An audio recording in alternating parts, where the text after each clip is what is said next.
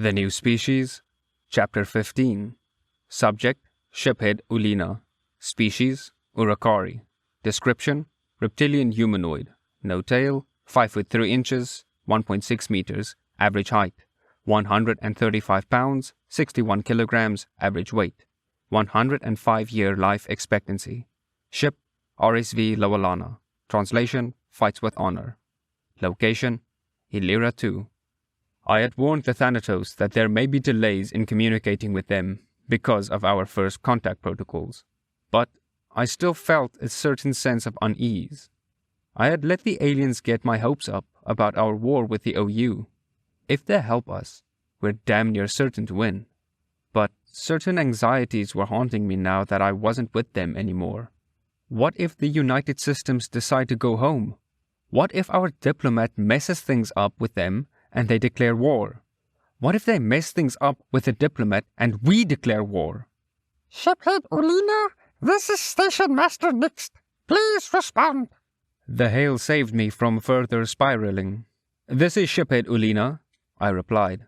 You have clearance to dock at Repair Bay 2. Your special guests will be escorted to their quarters, and your shipments will be delivered. Nix said. Please come see me when you have a chance. Understood. Shiphead Ulina out. I hated the code words for injured and dead, and most places didn't use them anymore. It's only out-of-the-way stations that still use them. I remember being told that they had originally been used to avoid a panic in case civilians were listening in on the comms. That would make sense, except that civilians have the right to access. So, they get to see our casualty counts in near real time. R2A has been around forever, so it was hard to imagine this crap was just a relic. Kron was injured, and Jular, his off-shift, was dead, so I was manning the nav console. If it were standard maneuvers, or even standard docking, pretty much any crewman would be able to handle it. Internal docking is a bit more difficult. In theory, the computer knows where the dock is, and where the ship is, and where the clamps are supposed to go. In practice, it's usually off by an inch or two. That can cause damage to the ship and to the dock. So the pilot has to know where the ship is and where the dock is and where the clamps are supposed to go. And make sure the computer doesn't fuck it up. It had been a few years, but it was still muscle memory.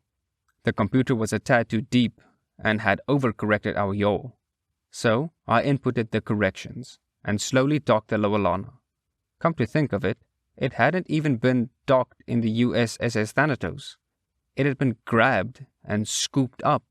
That still felt wrong on a very deep level. Attention all crew, I said into the intercom. We are officially docked at the Iritona 3 in the Illyria II system. While we're docked, you are off duty, but you must remain aboard the ship. I want you all on your best behavior. If you're good, it will be easier to get some shore leave approved. A cheer ran through the ship. Sure, they had just had a frantic adventure aboard the Thanatos, and the Iritona was likely to pale in comparison. But cheering at shore leave is tradition. I will be meeting with the station master as the repair crew comes aboard. Stay out of their way so we can have FDL back. I smiled as I paused for dramatic effect. Dismissed. Another cheer rang through the ship. I advised Luna that he had command and went to the airlock. As I walked down the gangway, I felt relieved that it wasn't a plastic tube and had gravity. Unlike the last time I had exited the vessel, an Oyan engineer was waiting for me with a salute. Permission to board, Shiphead? She asked. Permission granted. Fix her up good, you hear? I smiled and returned the salute. Yes, sir, she said, and moved to let me pass. I got my bearings and found the exit into the station proper. As I walked, I wondered where my escort could be. Surely Nix didn't expect me to just wander the station until I found him. I looked around and saw a Daliki running towards me.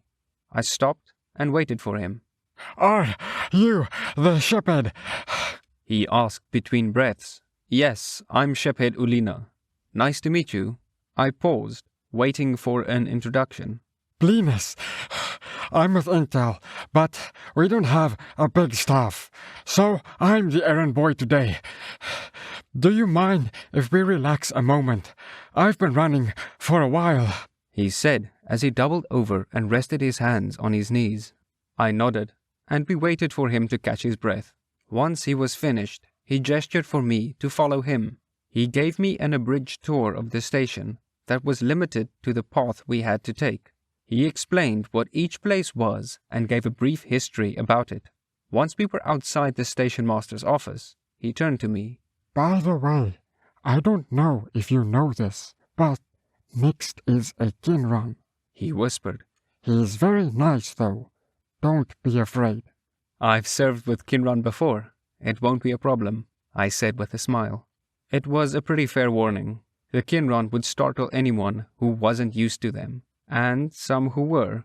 It always felt like they shouldn't be able to move the way that they do. They're a perfect case for why you shouldn't judge solely on appearance, because the majority of them were very polite and shy. As a matter of fact, a Kinran commander was a novelty. In a way, it made sense, because they could file paperwork faster than most commanders could. Their compound eyes and 10 arms made it a breeze for them. Unfortunately, their personality often conflicted with the duties of command, namely, telling people what to do when they don't want to do it, and disciplinary action. You also don't see them in soldier positions. Even though they could field more weaponry, the thought of taking another's life was often too much for them. Blinus nodded and ushered me inside. Nixt was sitting behind a circular desk, designed to make the most of his limbs. The station master gestured for me to sit, and Blinus left us to talk. Hello, Shepherd. Nice to meet you in person, he said.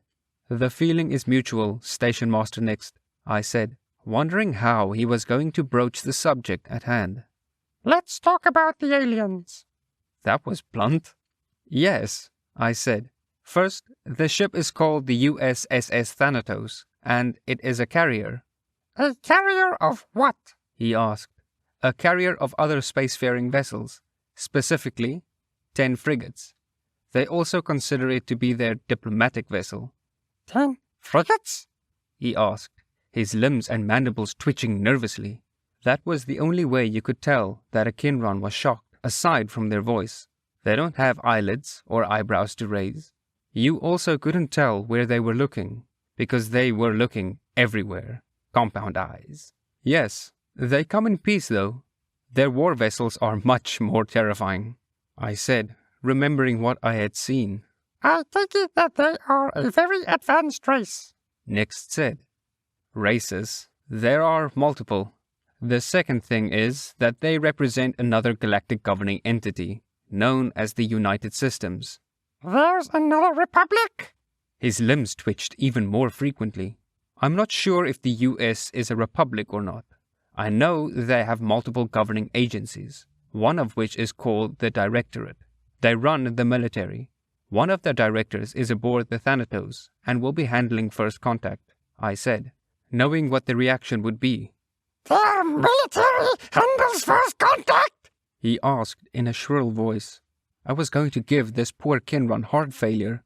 Yes, but they have good reason for that. Their side of the galaxy is a little bit harsher than ours, and they've had to fight for their survival very hard. I assure you that they come in peace, and if we play our cards right, they'll help us with the Omni-Union. They've already begun planning an invasion of OU space. He held up 8 of his limbs to stop me. Okay. Hold on. Before you continue, I want you to know that I brought you up here to ask you for a favor. What would that be? I asked with genuine confusion. First contact protocols dictate that any meeting done with aliens must involve a Republic diplomat and whoever governs the system that the meeting takes place in. Meaning me. He paused. I am a Kinran, and we're known for our off-putting appearance and timid nature. The exact opposite of what you want in a diplomat. I nodded my understanding. The thing is, there's a provision that exempts Kinran from this duty for that reason. So, the duty falls to whomever I elect it to. I want you to do it. Nixt said, as he gestured to me with 2 limbs. I'm not in your chain of command, Station Master, I said. I know, and I would have my intel head do it, but I want her on scanners, just in case something terrible happens. I've already cleared it with the diplomatic corps. Since you're not under my command, I'm asking rather than telling, though. He twiddled his limbs nervously. Yeah, okay, I'll do it. They already know me quite well, so it shouldn't be a problem, I said. Consigned to my fate, I never, ever in all my life wanted to be a diplomat. Thank you! He jumped forward and shook my hand. I managed to suppress my natural reaction to this, and shook his grasper. As he took his seat again, he said, Good, good. The diplomat will be here in 2 days. Should we quarantine part of the ship and grant the aliens access? The Thanatos has very good amenities, and is well stocked. They'll likely decline an invitation to the station. They want a truce as much as we need one, and less can go wrong if they remain aboard their ship. Still, it wouldn't be a bad idea to extend an invitation to show peaceful intentions. They know how freaked out we are by their tech and ways. Nix nodded and said, Gotcha. All right, we'll extend an invitation to see. Also, Command wants a full report from you as soon as possible. They're willing to forgo a full debrief in light of the present circumstances, but they still need their paperwork. Understood. I'll do it as soon as I can. Nix gave me the unnerving Kinron equivalent of a smile. So, Shiphead, tell me about what happened. All right. We were sent to investigate some warp fluctuations. I began my tale.